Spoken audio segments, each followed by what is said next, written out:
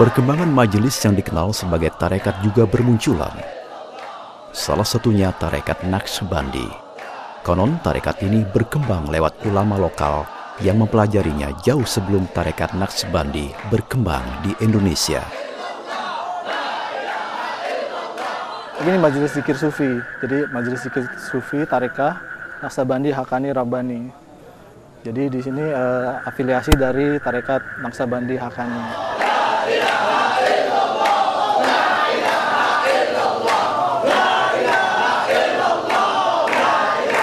Tarekat atau ajaran yang sudah ada sejak zaman Nabi Muhammad SAW ini kemudian dikembangkan oleh para sahabat dan pengikutnya. Awal mulanya, tarekat sebenarnya kalau di zaman Nabi itu adalah suatu tindakan yang tidak ada definisinya. Nah, namun setelah para tabi'in, setelah tabi'in lagi, para imam agama Islam memutuskan bahwa mereka harus melakukan bahwa pada saat itu terjadi penurunan akhlak umat Islam di saat itu.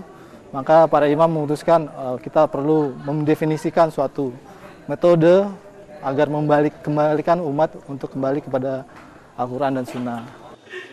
Jika ditelusuri, tarekat Naqsbandi memiliki jalur guru hingga Nabi Muhammad SAW. Ajaran dalam tarekat ini bersumber dari sunnah Rasul dan Al-Quran, yang kemudian dikenal dengan ajaran sufi. Tarekat Naqsbandi kini sudah memiliki perwakilan di berbagai kota besar di dunia, dengan dipimpin oleh seorang waliullah bernama Maulana Syekh Nazim. Beliau adalah seorang ulama yang berasal dari kota Lanarka, Siprus. Lewat Syekh Nazim pula, tarekat ini berkembang sampai ke benua Amerika. Melalui para pelajar Indonesia yang melanjutkan studi ke luar negeri, tarekat ini pun berkembang sampai ke Indonesia. Jadi Syekh Nazim mempunyai khalifah di Amerika namanya Maulana Syekh Muhammad Isam Kabani. Beliau yang menyebarkan tarekat Sufi Naqsbandi di Amerika sejak tahun 94. Nah, beberapa jamaah ini awal mulanya sedang kuliah bertemu Maulana Syekh Isam, dan mereka membawa tarekat ini dengan izin Maulana itu ke Indonesia. Jadi masuknya itu sekitar awal 97.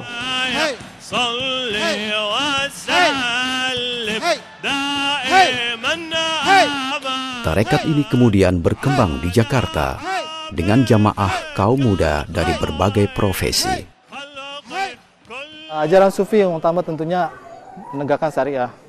Tetapi kita mengajarkan, di sini diajarkan bagaimana kita menjalankan syariah itu bukan dengan beban, tapi dengan rasa cinta. Jadi pertama yang ditanamkan itu adalah fondasi cinta kepada Allah, kepada Rasul, kepada para walinya. Bismillahirrahmanirrahim. Setiap orang ingin menjadi ketua atau chairman, bawakanlah mereka masing-masing satu kursi. Majelis Naqsbandi Rabbani mengadakan pengajian setiap Rabu malam selama hampir 2 jam. Tidak hanya tausiah dari sang guru, zikir pun dikumandangkan sebagai ungkapan rasa cinta kepada Allah dan Rasul-Nya.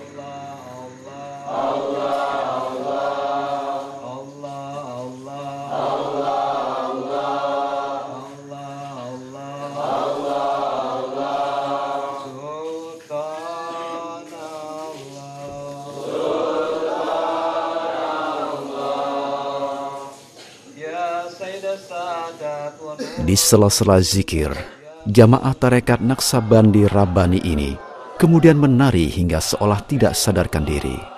Gerakan memutar ini mengikuti irama zikir yang dilantunkan oleh para jamaah.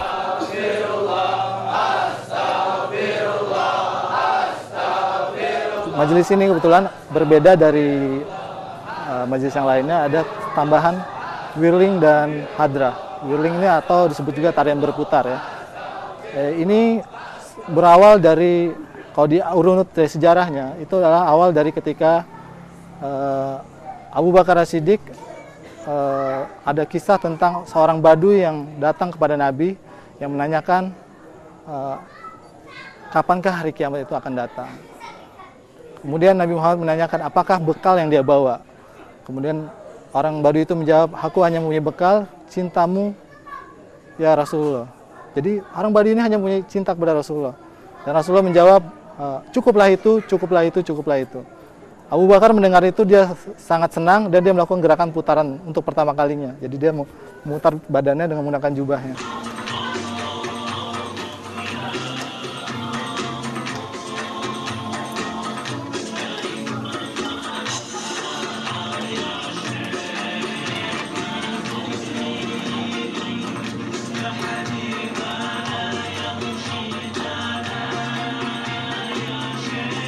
Selanjutnya tarian berputar ini dikembangkan oleh Maulana Jalaluddin Rumi dengan tarekatnya, Tarekat Maulawiyah. Para penari whirling yang disebut darwis mengenakan jubah serta peci yang disebut sika. Mereka melakukan putaran secara terus-menerus berlawanan arah jarum jam. Jadi dengan gerakan tarian ini, mereka mencoba menyelaraskan dirinya dengan alam semesta. Di mana ketika mereka telah selaras, hati mereka akan merasakan kebesaran Allah SWT. Dan whirling ini jika harus dilakukan dalam keadaan berzikir. Sang dervis, kita menyebutnya darwis, itu dia akan merasakan bahwa apa yang dia cari ini untuk tingkat tertentu semakin tinggi, dia akan bisa merasakan seperti semacam dialog secara spiritual kepada Sang Maha Pencipta.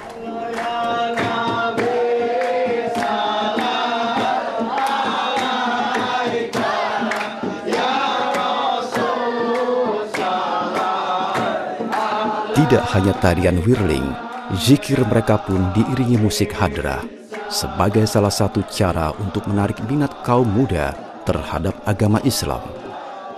Musik hadrah yang berirama cepat seakan membangkitkan semangat dan rasa cinta kepada Sang Khalik. Anak muda sekarang hidup di dunia yang penuh dengan multimedia. Nah, ini harus dilawan dengan menggunakan multimedia hal yang sama. Jadi kita nggak bisa mengajak orang misalnya, oke, sekarang harus ngaji, harus zikir, dengan begitu saja anak muda. Mereka tidak akan, terlalu berat buat mereka. Jadi dengan adanya whirling, hadrah ini kita mencoba memberikan rasa kepada mereka. Jadi dengan suara, salawat, nyanyian. Setiap zikir yang dilantunkan, setiap tangan dan kaki yang digerakkan, seakan menyambut kehadiran kekasih Allah dengan sukacita.